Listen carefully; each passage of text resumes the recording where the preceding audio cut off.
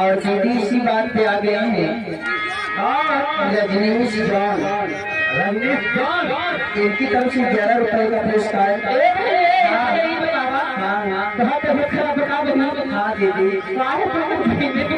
बहुत परेशान लगा था। हाँ दीदी नहीं भाई अरे तुम खावे ना भाई खाना भाई पे आई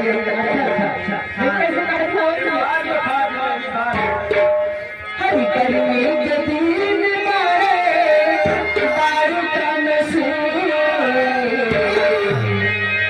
गर्मी के दिन दारू का नशे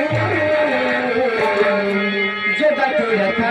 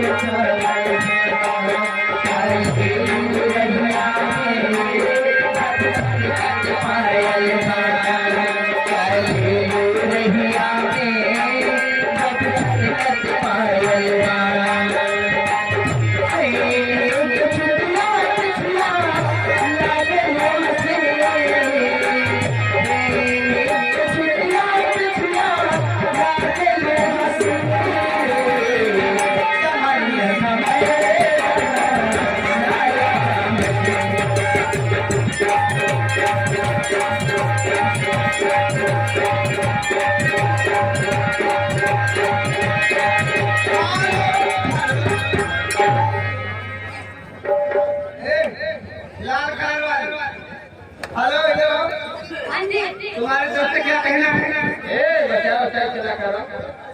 हेलो हेलो हेलो हाँ मैडम जी आप लोग हमारी विशेष सूचना सुने। हर मालिक का आदेश है, हर मालिक का आदेश है जितने भी हमारे नाटक कलाकार हैं फरमाइशी गाना अश्लीलता गाना नहीं होगा, अश्लील गाना नहीं होगा। गजल सुनाइए, कव्वाली सुनाइए, भोजपुरी सुनाइए, लेकिन अश्लील गाना नहीं होना चाहिए। लीजिए बाबा साहब हाँ दीदी बिरादरी में आए हैं, पहले बाबा साहब का गीत होना चाहिए। हे बाबा साहब आए गए, हे भीम आए गए, हमारी नगरिया में बाबा साहब आए गए, हमारी नगरिया में बाबा साहब आए गए।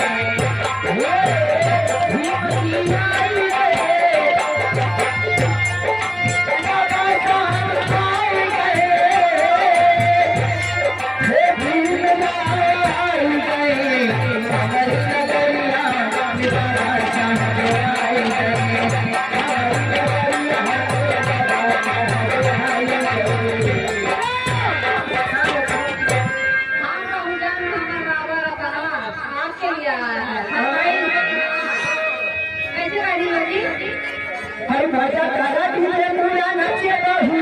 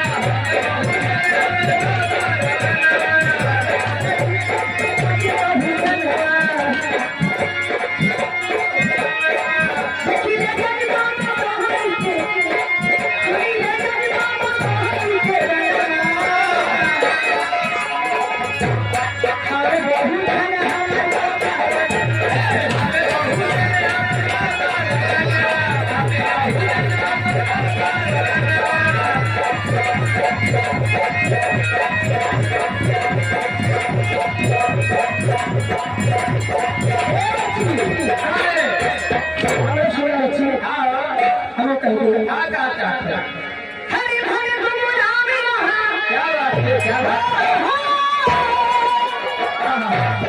हरि भर गुमराम अपनी चरण से